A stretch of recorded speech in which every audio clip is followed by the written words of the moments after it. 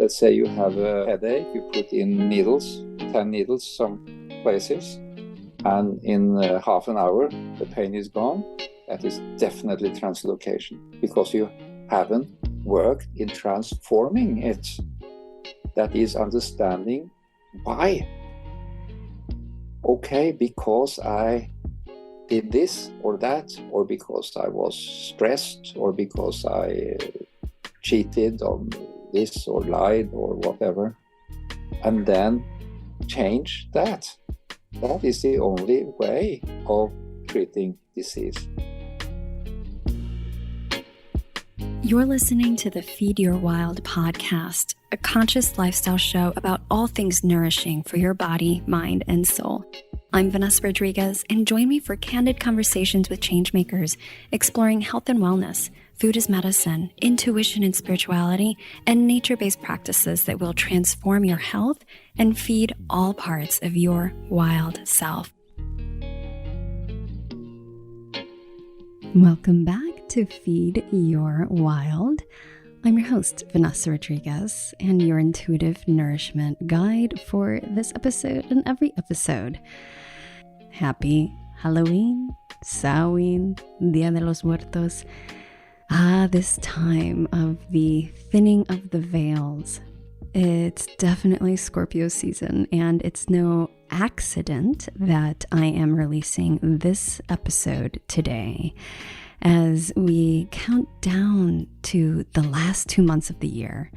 The ancestors are making their homecoming visits in many traditions around the world. So I just mentioned Samhain, Halloween, Dia de los Muertos. There's also Diwali. This is the season for celebrating light emerging from darkness. And many cultures, ancient and modern around the world, believe that the veil that separates the realm of the living and the deceased, the unseen realms, are the thinnest during this particular time of the year. In ancient Celtic culture, we celebrate the heart of fall with a holy festival, a holy fire festival that's called Samhain. The Celts would traditionally light a bonfire and prepare sweets, wear costumes in an attempt to ward off evil spirits on and around Samhain. Dia de los Muertos is celebrated in Mexico, although it is celebrated throughout Latin America now. And it actually is not just a day, it's overlapping dates from December 31st to November 2nd. But it really is a time where life is celebrated and the meeting of loved ones on the other side. But what I love most about this season is that it's not so much about the meeting of the other side, right? And the othering of it and connections to the unseen realms that maybe feel a bit more distant in other parts of the year. But it's really the remembrance that it's actually all part of the same reality. It's all part of the world. And we so often other the other world. And the other world, the spiritual world, is our world. That's our primary reality. And so this season really brings that reminder back to us in a more, I guess you could say, experiential and celebratory way. And I love what Jason Kirky describes about Samhain in the Salmon in the Spring, the ecology of Celtic spirituality. And I found this was shared by Mama Medicine. And the quote goes, "In Samhain, what we find is ultimately not an initiation into an other world, but an initiation into a deeper perception of this world, in which we are not merely beings fractured from the universe which birthed us, but a living and participatory dimension of that cosmos. We might, at this psychic depth, find ourselves initiated into a deeper way of being human." And that is really the epitome of my own mission here, and part of my own mission to remember the soul and the spirit back into medicine, back into practice, bridging the material and the material science with spirituality, and remembering that there is no separation. And we need to participate as spiritual beings, communing with the seen and unseen for a true holistic way of living. And it's my belief that as practitioners, it's paramount and long overdue that we bring that way of understanding and practicing into our healing work. It's been my work with Akashic Records that has really shown me things like angels and fairies and, yes, demons, which we're going to talk about today, that they exist. And if I'm being honest, I really sensed these things when I was younger, especially spirits and heavier entities that we could call demons as a child. And I feel that so many of us do. Well, I came across our guest today, Are Thoresen, and his work, and it really helped me to piece together and understand so much of what I have experienced personally and professionally through the Akashic Records and working with others throughout my life. His writings reveal his decades-long career in healing, as well as his own spiritual experiences, encounters with elementals, and his deep understanding of spiritual streams. In one of his books, there's a quote, "The time for speaking about demons is ripe.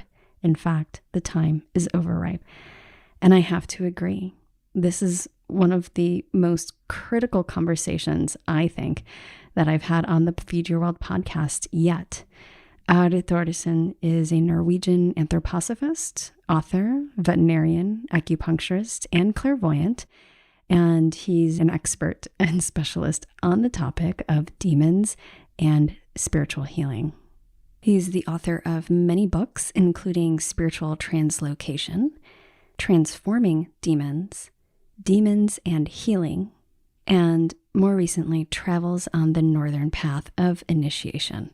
As I said, Ari's work has helped me understand so much, and it's really part of a larger conversation regarding the spiritual world, that it's not something outside of us, but rather, as spiritual beings, it informs our every aspect of our lived experience, especially our health. Before we get into the details on this episode, I have a quickie announcement and a reminder that my friend Seja at the School of Evolutionary Herbalism has an amazing free herbal mini course. If you hadn't heard about it yet, we've had both Seja and Whitney on the Feed Your World podcast multiple times, always dishing out a ton of value. And this free mini course is the perfect complement to our amazing combos and honestly to what we're going to be talking about in today's episode. This mini course outlines some of the core principles behind how to practice herbalism according to methods that have been in use for thousands of years in medical traditions from around the world.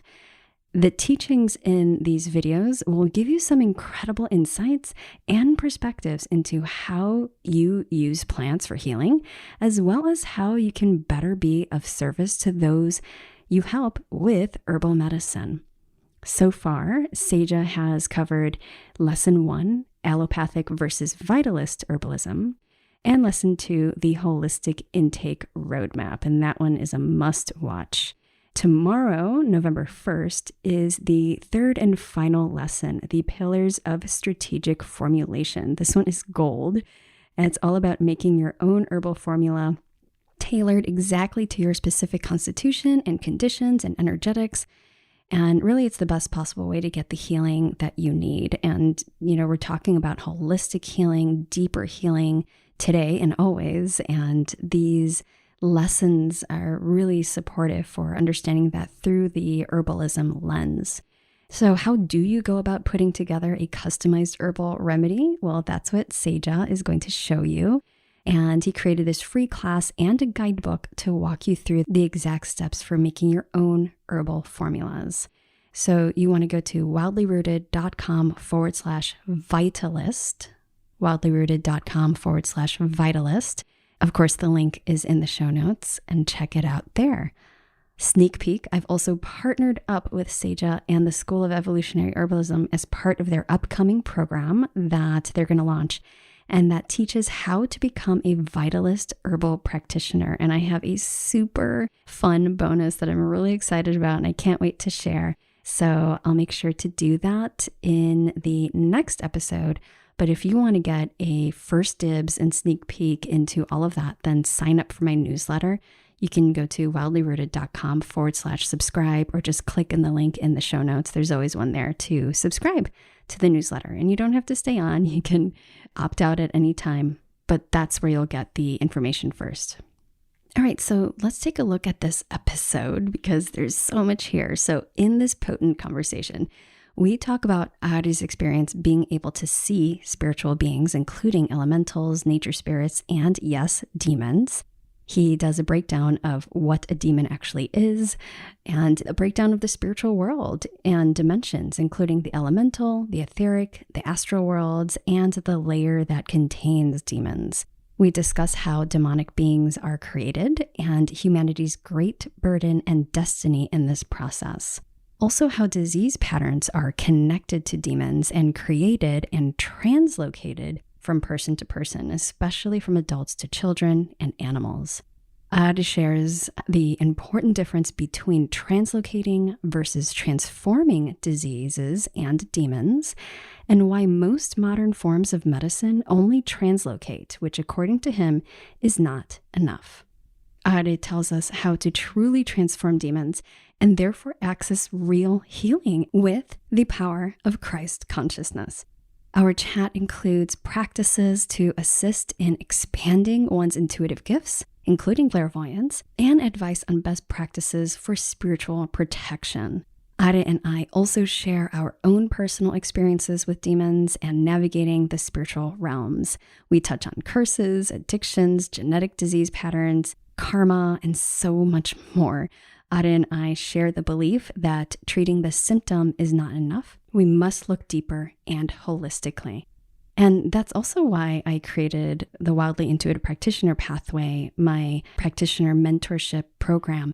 We cover and navigate the spiritual world, talk about transforming demons, and what I call shadow beings through our shadow work, and connect to our innate gifts. Of course, you can always learn more by clicking the link I have below if you are feeling the call to join us. All right, so with all of that, let's get into this episode with Are Thoresen.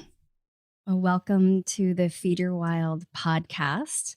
I'm really, really excited to have Are Thoresen on for this conversation. A conversation that I think is incredibly important, especially as it relates to the healing arts, whether you are a professional healer or if you are on your own healing journey. And I know that a lot of people listening in have been experiencing for a very long time challenges with their health, physically, mentally, emotionally. And so my hope is that our conversation today brings a little bit more color and insight into the spiritual realms connected to healing and understanding one's healing journey. So Are, thank you so much for saying yes and coming on. I know you have an incredibly busy schedule. You're traveling a ton. I believe you just finished your travels. Is that true? Yes, I was a month in Alaska and Canada and the lower 48, as they call it. Yeah, lots of travel for you. And where are you currently right now? Now I am home in Norway, yes. Well, I'd love for you to share a little bit about yourself and what it is that you do for those listening who are not familiar with your work. And also, I'm going to be sharing a little bit of a bio for you in the introduction, but I would love to hear from your words what it is that you do. What I do or my background? Well, we could start with what it is that you do, and then we can go into your background. I am treating sick animals and humans. That is my work and has been my whole life. And the first part of this, I unfortunately translocated the disease. That means push them over to others. and took pay for it, as most still do. The last 10 years, I have been working extensively how to transform the disease so you can change the bad to good, the evil to good. And this I have been teaching now for some years, and that's what I was teaching in America to both in Alaska, Canada, and America to veterinarians and very many different therapists. That is what I do. And you also have the gift of spiritual sight as a clairvoyant, yes, would you say? Yes, I have been training that my whole life, mainly in the Manichaean stream. That means fading into the either body or nature and then see the elemental beings that is behind. And this way of going into the spiritual or seeing, hearing, sensing the elemental beings is what I call the Nordic path of initiation, the book you just held up just before we started. Or the next book that is also coming now in 2 weeks, and the third book, which I have also started to write. So this will be a series, because the spiritual world is, you can go as far as you want in the spiritual world.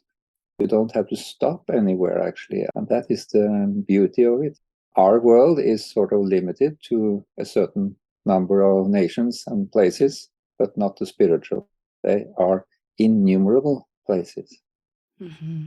And so, for those listening, what does the clairvoyance and that experience, how has that been for you in your life? Because you said you had it all of your life. So, as a child, you also experienced this too? Yes, because I was so lucky not to have siblings or friends or TV or iPod or anything No distractions.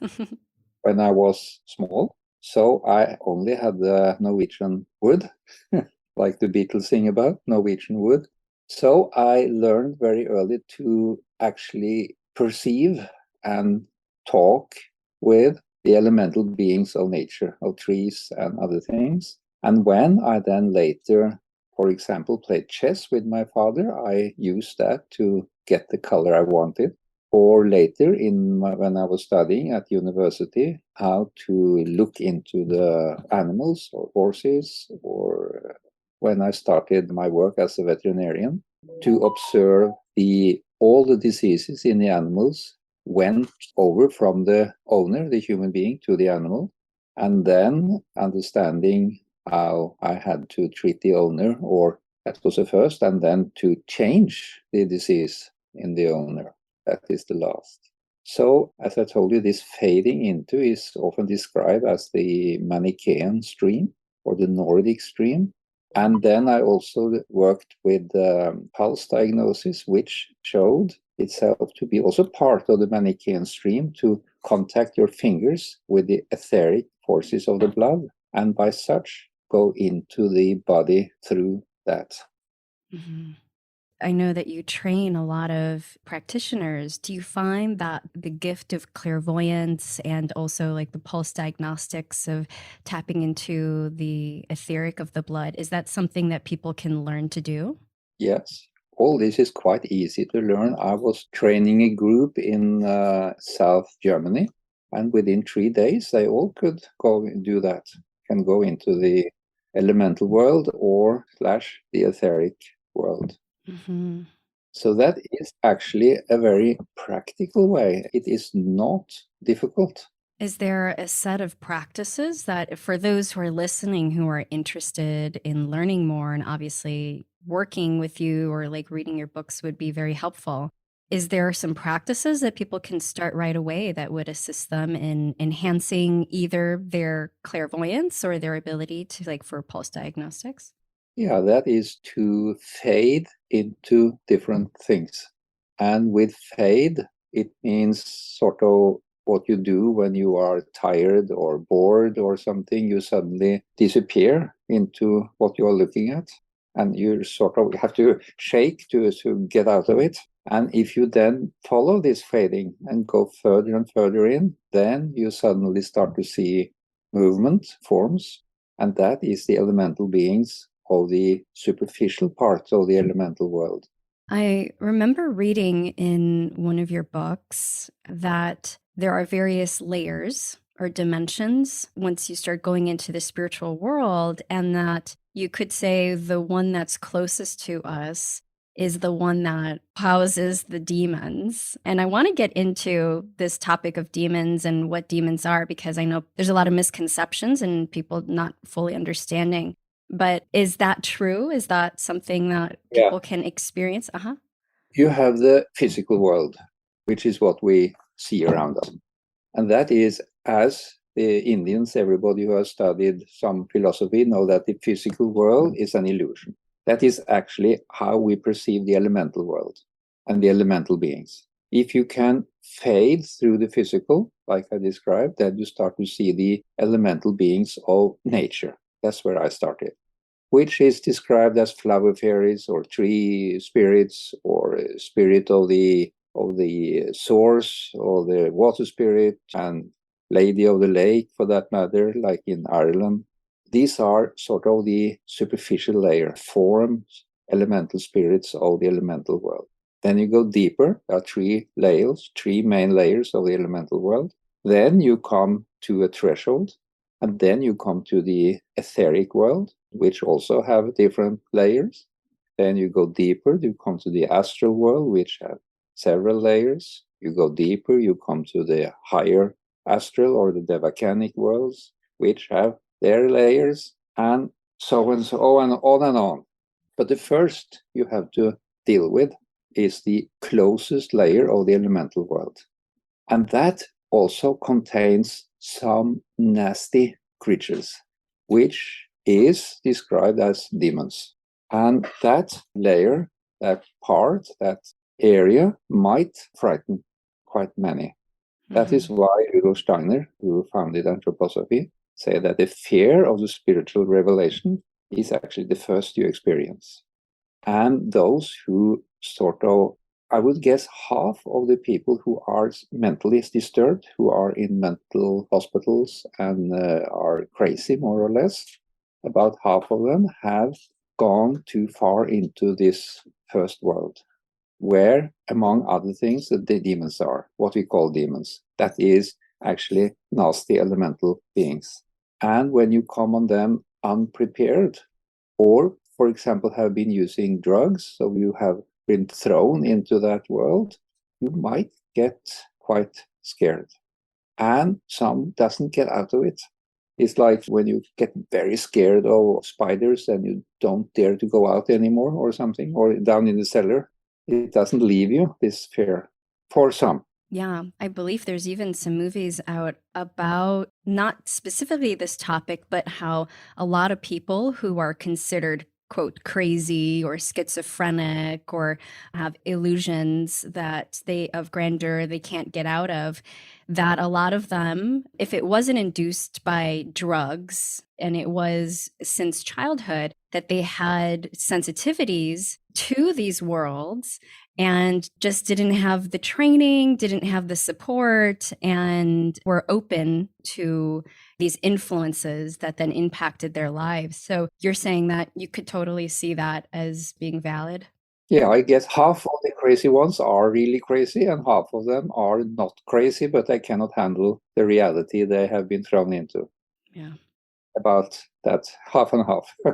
Yeah. Well, for those who are wondering, well, what are these entities that we call demons, that we're calling demons today? I know that there's going to be some terminology that I feel has a lot of charge behind it, and I want people to understand what we're talking about. Yes. And the definition is very well given in the film or in the book, Lord of the Rings.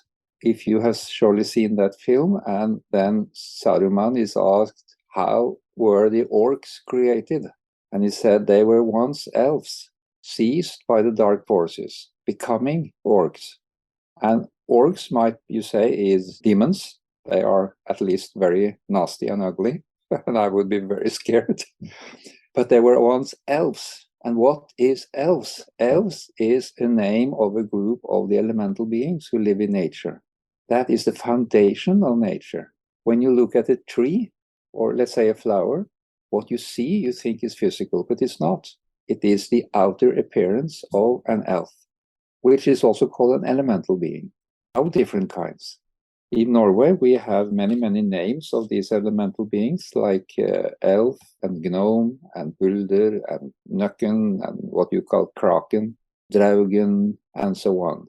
So there are many, many types of these elf-like, more or less elf-like nature beings, smaller or bigger. And if they are seized by the dark forces, that means if we do something wrong, for example, cutting down a whole forest with big machines, or forcing sunlight into solar panels, making electricity, or the windmills, or the waterfalls that we use to produce electricity, which is actually a very, very intrusive act upon these elemental beings. Then we create demonic-like elemental beings, or what is called demons, and these cause, among other things, disease. That's why some get headache or migraine from solar panels or electromagnetic fields, or just by living at a certain place where such beings bide. Mm-hmm. You mentioned how humans participate in the creation of these demonic beings. Yeah, it is we who create them. Mm-hmm. It reminds me of something that I learned from the Andean mystical tradition, so a spiritual community within the Andes, that they have their own cosmology and belief system, and they say there's a heavier, you could say demonic-like, or heavier energy that is produced called hucha, and they say it's only humans that produce that. And it's up to humans also to refine it and to attempt to transform or to clear it. So it's interesting, kind of this parallel here. I know people are wondering, oh my gosh, am I contributing to making, these demons on Earth? Like, what are things that people can do to mitigate that and make sure that they're not contributing? Make sure that you're not contributing. Wow, you do. Mm-hmm. That is our burden as human beings. Not understanding. We kill. If you look at the slaughterhouses, we use electricity. We are doing that all the time. We are hurting people. We are lying, cheating, stealing, killing. And you have collectively elemental beings. Let's say the USA have done a war in Vietnam. Then you have created a lot of very nasty demonic beings that attach to that country and the people who live in it. That is a collective karma. So today, for example, the United States have waged how many wars since the Second World War? 40 or something, I read. These are polluting and spilling oil and looking at films where they kill and kill and kill. All this creates elemental being. They are seized by the dark forces. And this manifests then in different kinds of diseases, psychiatric diseases, psychological problems, real diseases, in epidemics, like the COVID or like other. And our stupidest thing is to then treat these diseases from old patterns and then not transforming it. And the more effective the treatment is, the more it just translocates. And then it translocates from an alpha person to a beta person, from a stronger to a not so strong, to a weaker, and then to children, and then to animals. It usually don't go the other way. And if you look at, for example, this great homeopath in America, what was his name? I have Constantine Herring. He's a venerated homeopath in America, USA. He has made a law called the Herring's Law in homeopathy, where he described this. When you start to take a remedy, then you push a disease from inside more and more to the outside, then it ends up as a skin rash, and then it disappears. Yes, it disappears from his eyes, but of course it doesn't disappear. These beings cannot die. An elemental being cannot die.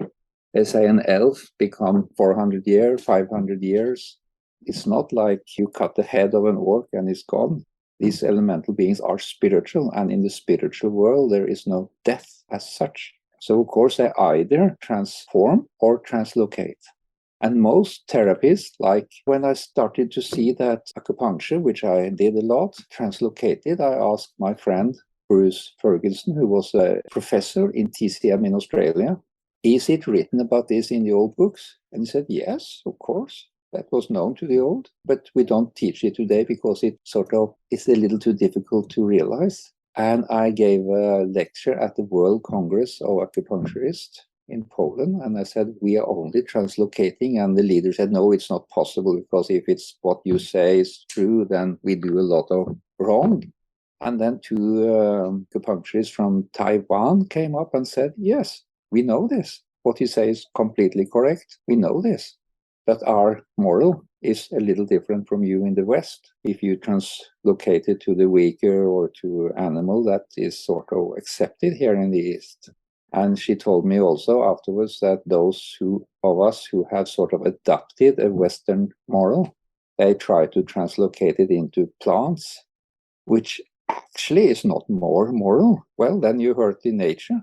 Or she said also something very interesting. Those who are most moral, they try to take it into themselves, but they usually live very short.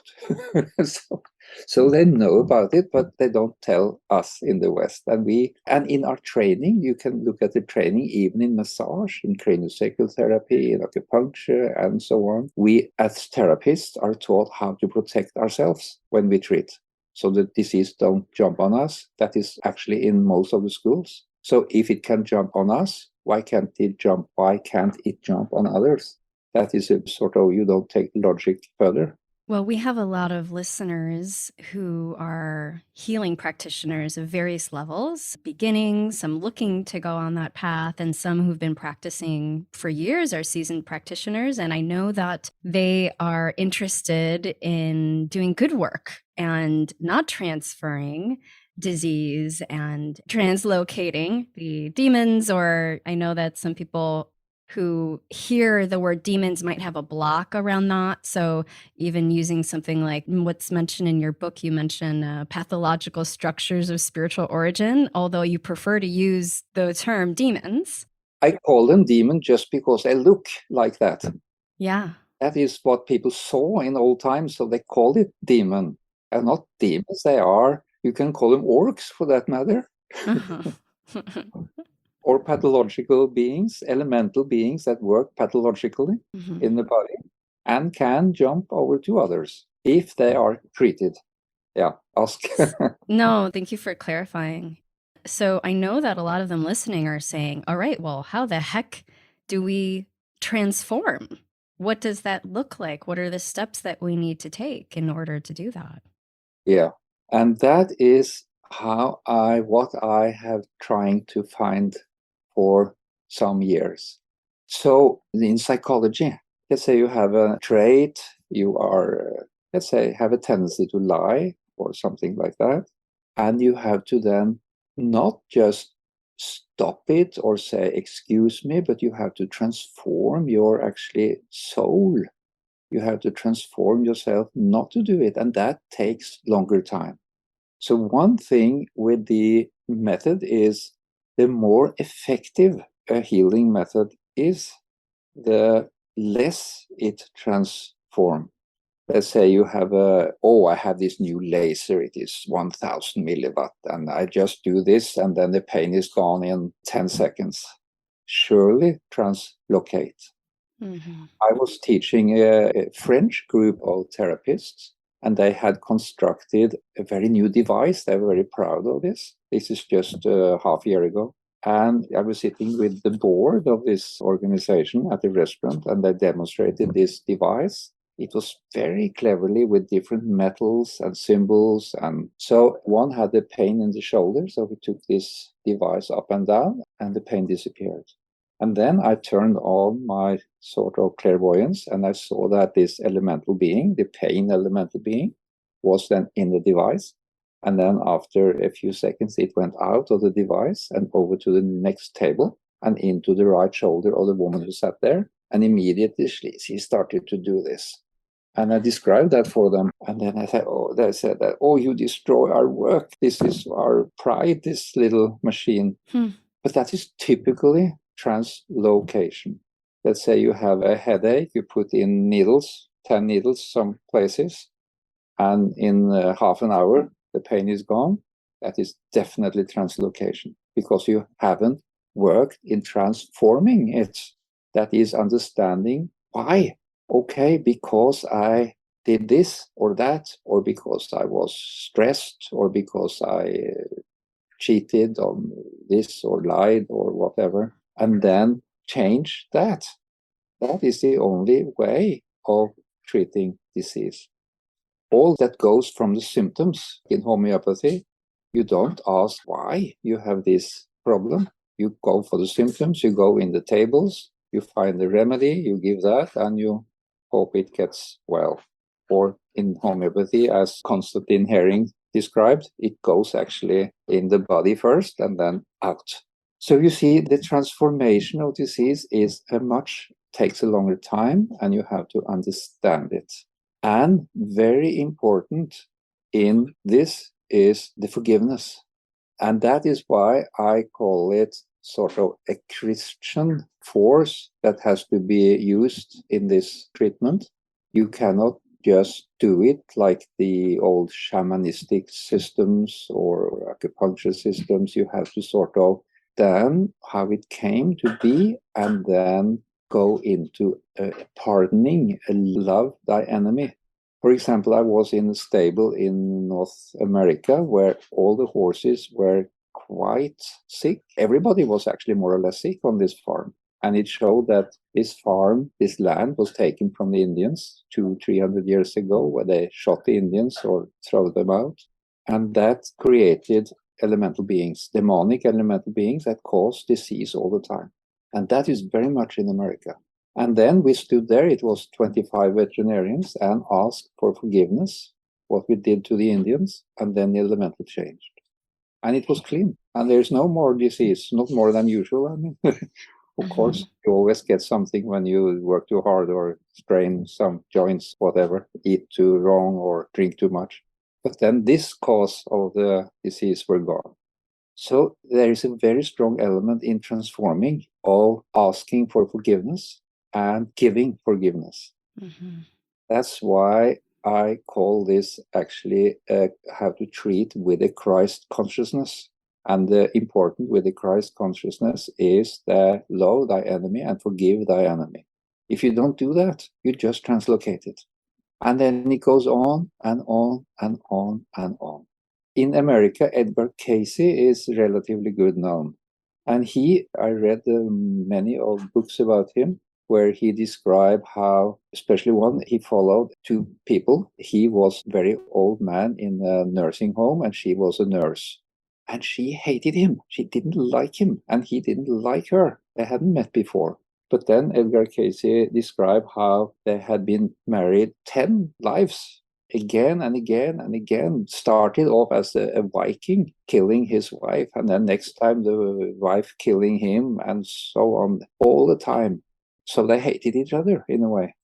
And then he said that the only way to break it is for her now as a nurse, and he as a very old man lying in a bed, to forgive him and sort of love him. And she managed to do it. And then he said, then this 2,000-3,000-year-old karma was broken, and disease was not more created. It's so beautiful story, and it describes it. Because you see, if you then just treat the diseases, you just push it on. Even if you treat it right.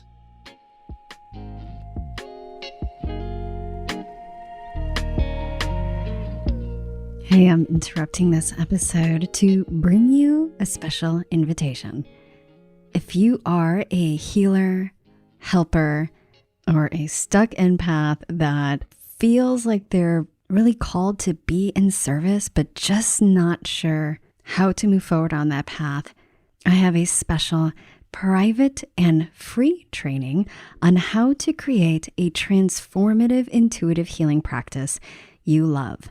In it, I include literally the culmination of everything that I have learned through my experience over the past decade as an intuitive healer and bridging the science and spirituality of healing work and creating a practice that not only supports your community, your clients, and patients, but also brings together all of your gifts into a beautiful vehicle for your soul mission. This private training is available for those who apply to my Wildly Intuitive Practitioner Pathway. This is my 6-month group mentorship and practitioner mastermind for healers and helpers who are ready to step out of the spiritual closet, expand their intuitive gifts, and go from struggling empath or conventional practitioner to what I call New Earth Intuitive Healer. In the Wildly Intuitive Practitioner Pathway, aka WIP, together we initiate into the Akashic Records for intuitive connection, experiencing deep self-healing and unparalleled support for your clients and patients, and not to mention you. We discover your intuitive gifts and break through blocks, limiting beliefs, fears, and programmings that are holding you back. And you get to channel an integrative body of work that synthesizes your innate gifts, experience, and wisdom, and ultimately design a unique and valuable and effective holistic intuitive healing practice that's transformative and divinely led. This is an accelerated path held by a group with other heart-centered practitioners, healers, and change makers, getting some deep intuitive coaching, foundational intuitive healing training, personal growth curriculum, and practitioner practicum circles, as well as hands-on support from our team. If you're feeling ready to say yes to your calling as the intuitive healing practitioner you are meant to be, I invite you to apply today and get your instant access to the advanced VIP training, How to Create a Transformative Intuitive Healing Practice You Love. You can go to wildlyrooted.com/apply or click the link in the show notes, and I'll see you on the other side. Now, back to our episode.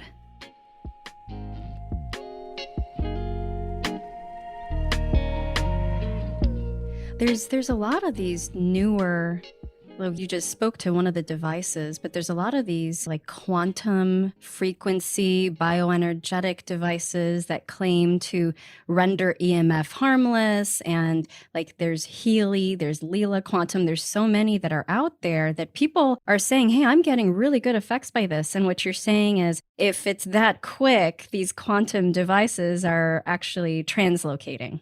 Yes, I've watched them. I watched them in work, and they just translocate the elemental beings. They go somewhere else, causes problems in others, and the therapists get paid, and the patient is happy, the one that is treated, because it's free, they willingly, but nothing actually has been done to the world, the total sum of disease. Yeah.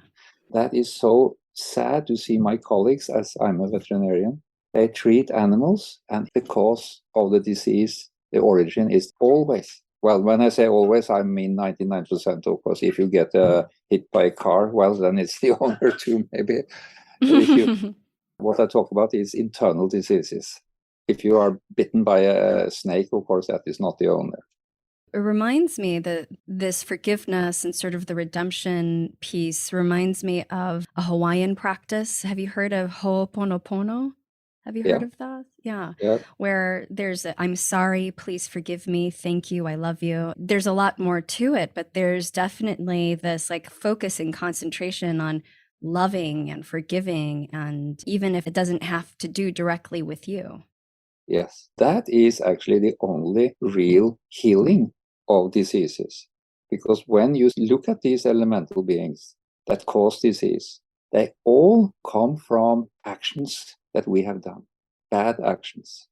And we do that all the time, more or less. Mm-hmm.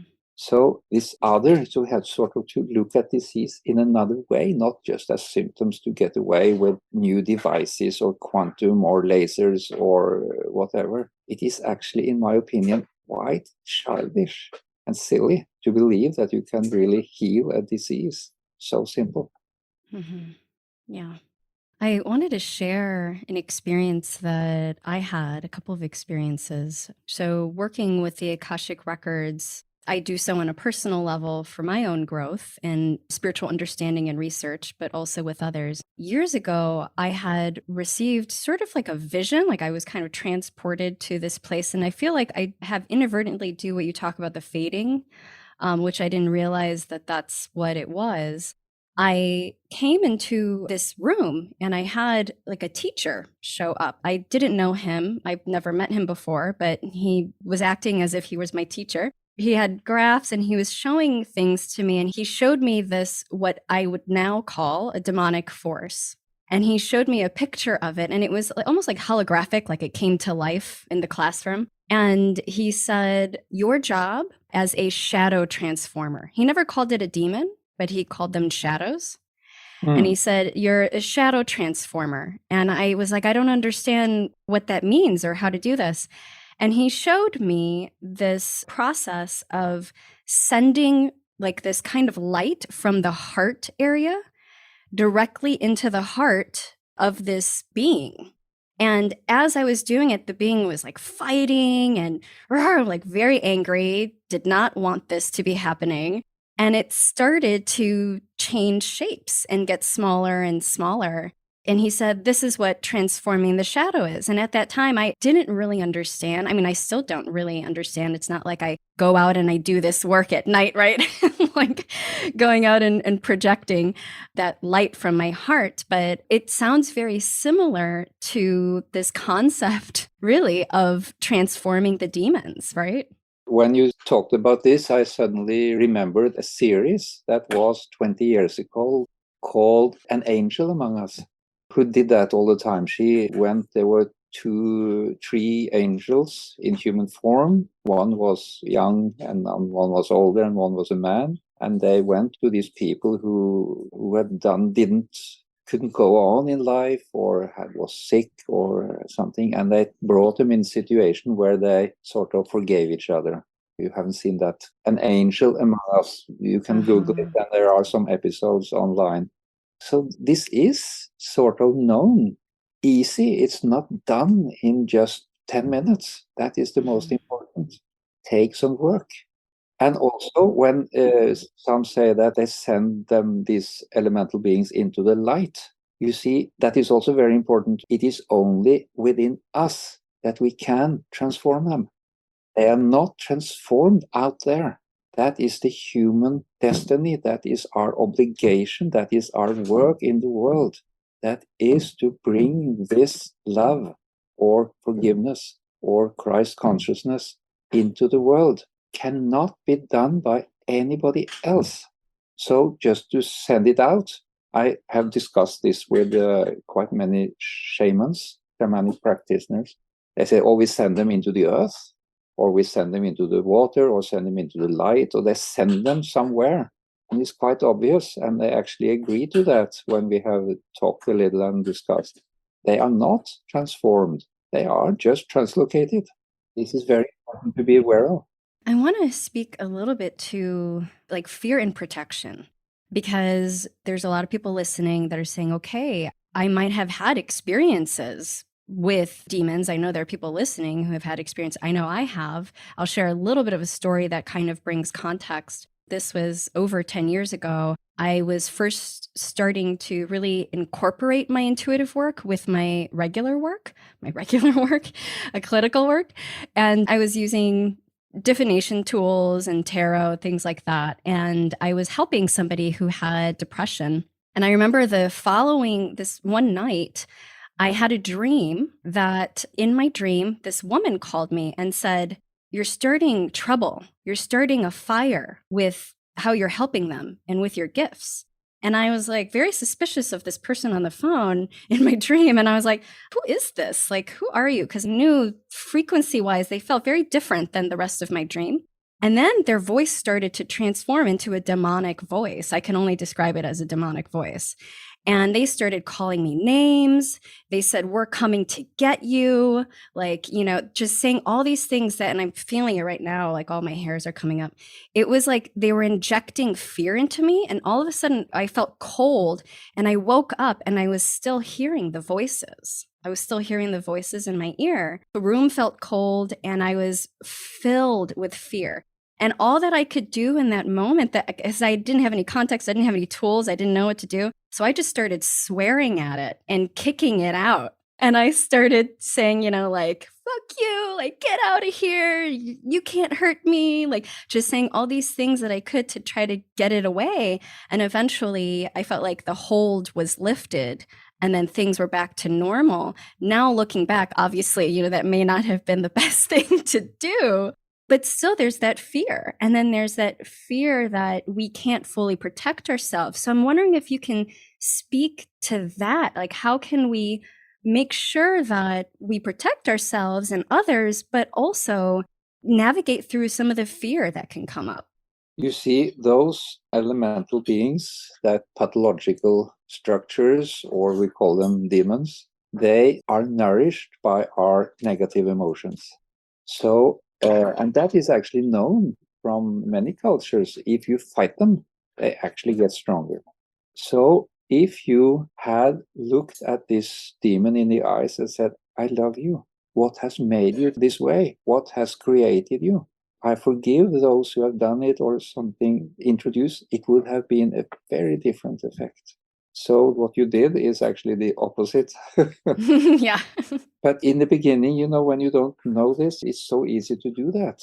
And then you just translocate it again. And then by that, send it to others, or doesn't help the ones who actually needed help. So it is this love that is the fundamental thing in Christianity, is love thy enemy. And I thought about that many times. Why is that so important, to love the enemy? But that is important, because disease is the enemy, or these elemental beings is the enemy. It's not the human beings. They have often these demonic forces in them when they act negatively or hurt you, or even I have studied the psyche of these people who do mass killings or school shootings and so on. And it's very obviously that they are under the strong influence of demonic forces. When you read the police reports that they certain time before they did this, they suddenly become very sexually interested, for example, and they started to read about animal sex and rape sex and all these things. That is part of these demonic beings. They love these things, killing, sadistic sex. And then they go to this shooting. They kill themselves. And these beings, let's say you imprison a school shooter, which of course is right to do. I don't say anything else, but know then that when this man die, this demon is still there and go into somebody else. And then you have a new school shooting, and you have a new school shooting, and you have a new school shooting. You have to transform these demonic forces by showing them understanding and sort of love. I know we have a criminal who has shot 80 persons. How can we love him? It's very, very difficult, but you have to do it to stop it. Otherwise, it just go on and on. Well, I wanted to bring up something that is also connected to my own family experience, but I know a lot of people have this experience as well with addiction. So in my family, there was this very strong line of alcoholism. And one of my family members came to me for an intuitive reading because they were dealing with alcoholism. It ran in their line very strongly, and they wanted to know what was going on. And when I tuned in for them, and of course, it was also my family line, what was interesting was what came through is that there was almost like a curse that was on my family and this very specific line of my family, and that each person was essentially cursed down the line, down the genealogy, and had this, what you could say, like the demonic forces connected to alcoholism. And I at the time, didn't receive any information on how to transform it for them. But I'm wondering if you have seen that, like where there are these what so-called curses, or that there's the so-called genetic disorders or genetic predispositions and diseases that also being connected to these demons. Yes, these demons, they have a very interesting way of moving. It's quite complicated and they follow certain laws. One law is they follow the bloodline. They go from father to son, and so on. They also follow the distance. They have a tendency to go stronger for those who live closer. So let's say one of your family moved to Australia. It could be less before he got this influence or this demonic influence. That could help. And some do that. They say, oh, I come from an alcoholic family in England, I moved to another country. I have to go get away. They have this sort of subconscious knowing. They have to get far away. So it followed blood, it followed distance, it followed karma, of course, and other things that I have not been able to find enough. But still, you can also go back in time, see how it started. It often starts with something bad action. It was a family in Germany I met. At a certain time, the whole family started to have cancer. They all started to die from cancer. Even the animals, the horses, all started. And before the one in this family was left by love, and then he joined the Foreign Legion of France and was sent to Morocco to fight. And then he came home and he had killed some Moroccans in that fight, of course. And then the whole family started to get sick. So that started with his action of killing. And this can go back a long time. It can go back hundreds of years. And it can go back to the Civil War in America. Somebody killed, and then you opened for a demonic force, and then all the rest become alcoholics or addicts or depression. Depression is very often this dark demonic force. Mm. And then you cannot just treat it, because then you push it over or to others. You have to deal with it.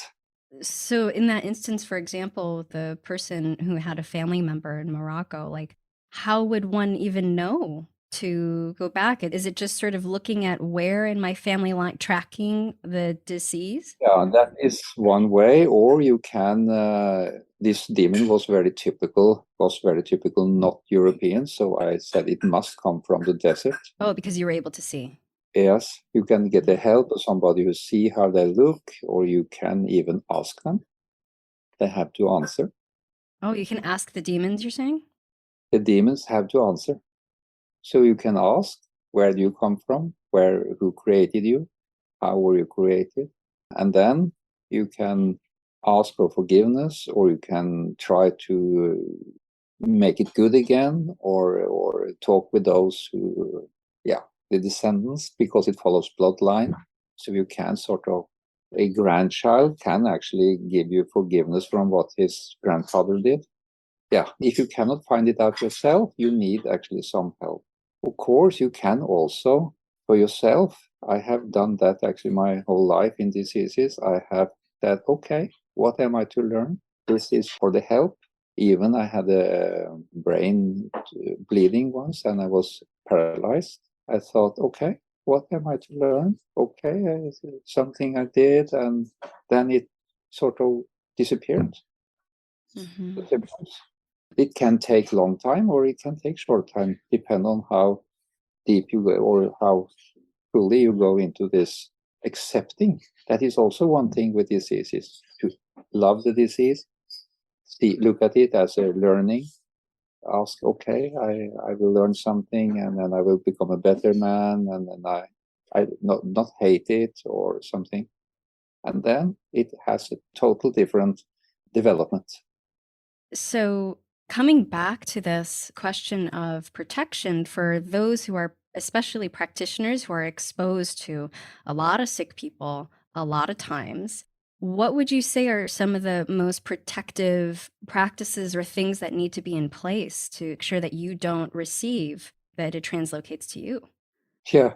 if that is actually the how you deal with these elemental beings, if you respect them or not, if you love them or not, if you sort of your intention is to transform them or not, if you have that in your heart, do not attack you.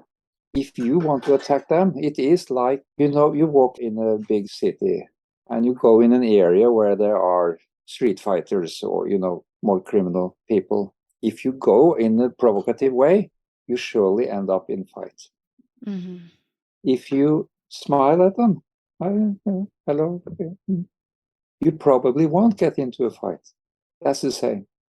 They have looked at blind violence. I saw an investigation.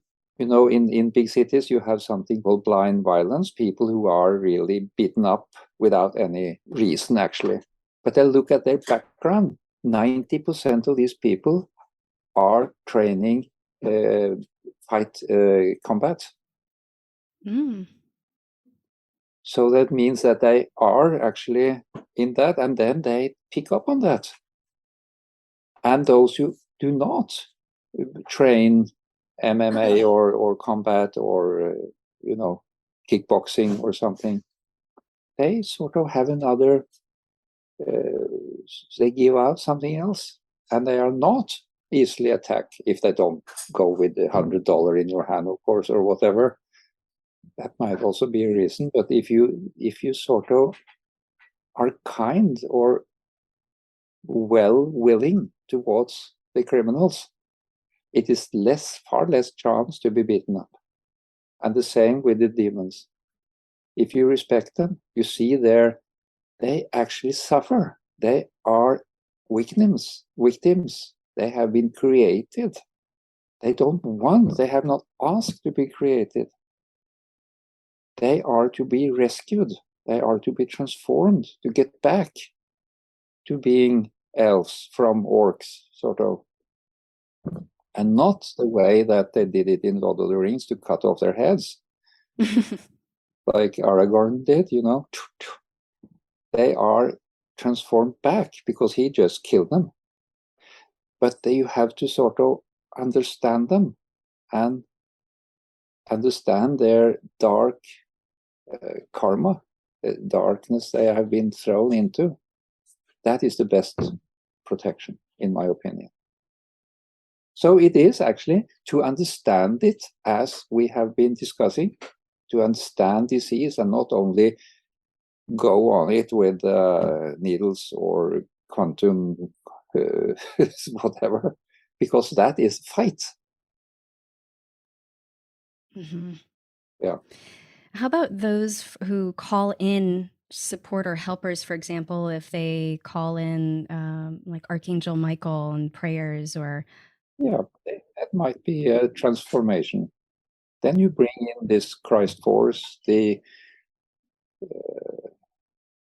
transformative appearance. Yeah, I don't see anything wrong in that. Mm-hmm. But then it must be those forces and not something else. Mm-hmm. And when you mention the Christ force, and I know this is really big, and this will maybe go into a different podcast episode, but I'm wondering if you can give those who are listening who don't fully understand, well, what does Christ force mean? Christ force means the love you can give your enemy. The Christ force is when Peter cut the ear of the Roman soldier. Christ put it back. If you have read that story. That is the Christ force. And when this woman was caught in adultery, he said, "Who of you are without sin? Throw the first stone." That is the Christ force. And that changed something. And with that woman, it changed her. He said, go away and sin no more. So that changed something. Yeah. If she had been slapped, well, they wanted to kill her, of course. That was the punishment at that time. But let's say she was beaten up for doing adultery, then she wouldn't have stopped. She would just be more angry. That is the Christ force. The Christ force is the force of love. Mm-hmm. And not only loving your own children, because everybody do that, or your own dog. You have to love also the neighbor's idiotic 12-year-old son who has destroyed your bike. Yeah. Yeah, that is the Christ force. It's something very, very difficult. It is actually the love force, and not love a beautiful woman. That's really love your enemy. You've mentioned in your books the Christ point. Is that something that you still work with? And what is that? Yes, oh yeah. Every day. And that is, you see, that is in all diseases, you have an excess and a deficiency. All diseases, you have something too much or too little. And almost all therapies are constructed to go either on the excess or the deficiency. But in the middle is a possibility of forgiveness. Christ, this love is always in the middle. And that is, so I started to treat not the headache, not the muscle here, but between, where there is nothing wrong. And they're sort of activated. And that worked amazingly well. And that started to transform. So it means in homeopathy, which is directed towards the symptoms, you have to do it differently. Or in acupuncture, let's say you have 10 needles here and 10 needles here, you do it between. That is the Christ point or the Christ area. But to understand that, you should maybe read some books I've written about it. That takes some time to really understand this in the middle. And therapists don't usually understand that immediately, because we are so trained in treating what is the problem. The diagnosis, you find what is the problem. That's the problem, or that's the problem. And then instead you have to treat what is not the problem, between, which is not symptoms. And that is very difficult for a therapist. But you might say you have two boys who fight, one is stronger, one is weaker. And then you can take the strong and say, stop attacking this weak boy, or you can take the weak boy, oh, poor you, blah, blah, blah. Or you can go in just between them and stand there. So they can't attack each other. That is totally different. Mm-hmm. This is just a model of explanation. Yeah. Well, it's a paradigm shift, really, too. It's like shifting from more of that binary to like a trinity, right? With like the three. Yes. One of my books, I have an undertitle, From Dualism to Trinity. Mm-hmm. And very much of the alternative medicine is based on dualism, yin-yang concept, which will just make it go on. And the Chinese say that themselves in the old books. It translocates to a trinity where the middle becomes important. And that is the Christ. Again, the Christ consciousness. Because Christ is always in the middle. In the Golgotha, 3 crosses, Christ in the middle. Where somebody is gathered in my name, I'm in their middle. It goes again, when you start to see it, it's always in the middle. Well, I think you have given so much for so many of us to sit with, and to, especially, when it applies to our own lives around healing, and if you're a healing practitioner supporting others, just a reframe of how to look at and to be with dis-ease and the demonic forces that might be connected to that. I'm curious if there's practitioners that are interested in working with you, or people just in general in working with you, or if you're teaching, what do you have on the horizon? Is there any way that people can contact you? Mhm. I have a 3-day teaching in England in November, I think. Of course, I have a teaching in Norway, but then I speak Norwegian. Mhm. I have a teaching in Sweden, and then I speak Swedish. I have some teachings in Germany, but then I speak German. And in England, I speak English. Yeah.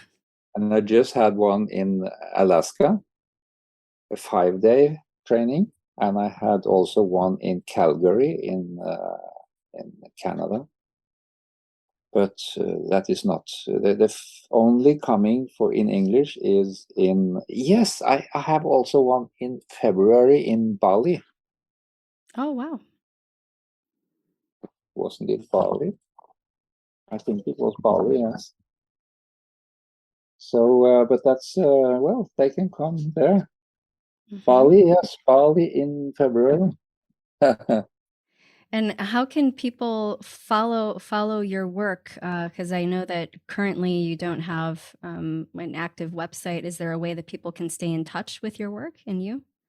No, you have to read my books. Mhm. I do not have an active web page. Okay. And is there a way that they can find out about future classes, or it's announced through No, whoever you're teaching with?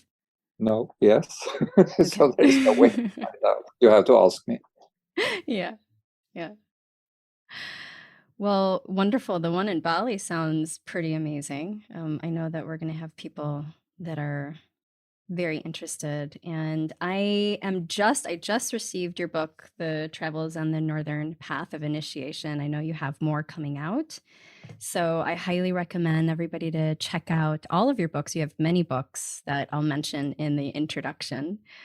Demons and Healing was the first one that I was introduced to, and that was very informative for me. So highly recommend everybody check that out, especially since we were just scratched the surface on a lot of these topics. I feel, especially when it has to do with the Christ point and Christ force, and having a deeper understanding of that. And you have a very strong anthroposophical background as well, so there's so many teachings through that as well that we didn't even cover today. So yeah. Was there anything that you would like to convey to our audience as a parting piece of advice?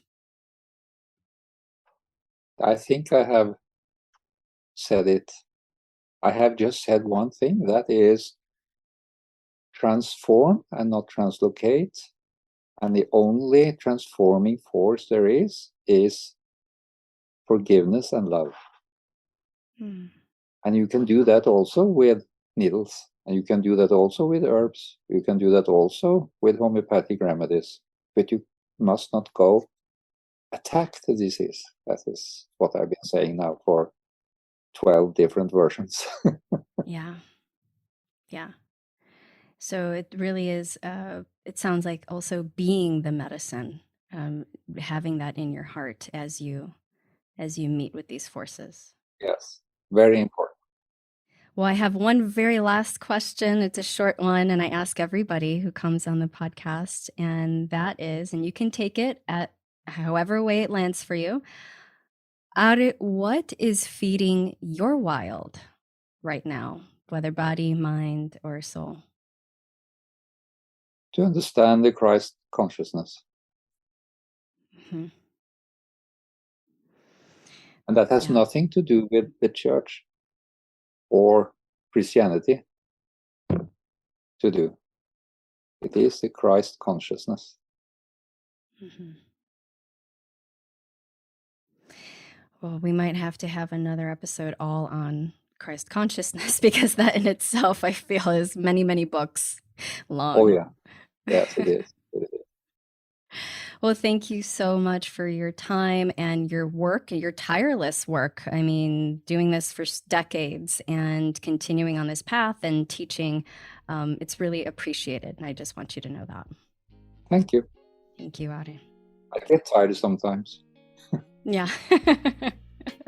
You wouldn't be human if you didn't.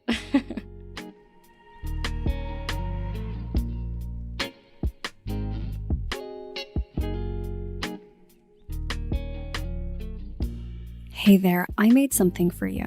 One of the biggest challenges that I hear from people is that they are feeling stuck when it comes to their health. You're a smart, capable, and creative change maker, right? And you know what you should be doing for your health. So what gives? Well, it's not about willpower. And I wanted to create something that would help you to unlearn the things that are keeping you stuck so that you can get out of your own way and master the mindset of health. That's why I created Wildly Unstuck, where you'll learn the top 5 things that I have found to sabotage your health goals and what to do about them. You'll learn what it really takes to become committed and unstoppable when it comes to your health goals and find the clarity you've been looking for so you know exactly what to do to get back into alignment. And I made it totally free. So if this is something that you want to dive into and create a vision and soul goals for your health and your life and bring your gifts to the world, because we know that we need it, then I invite you to join us in Wildly Unstuck. You can find that at wildlyrooted.com/unstuck. I'll see you on the other side.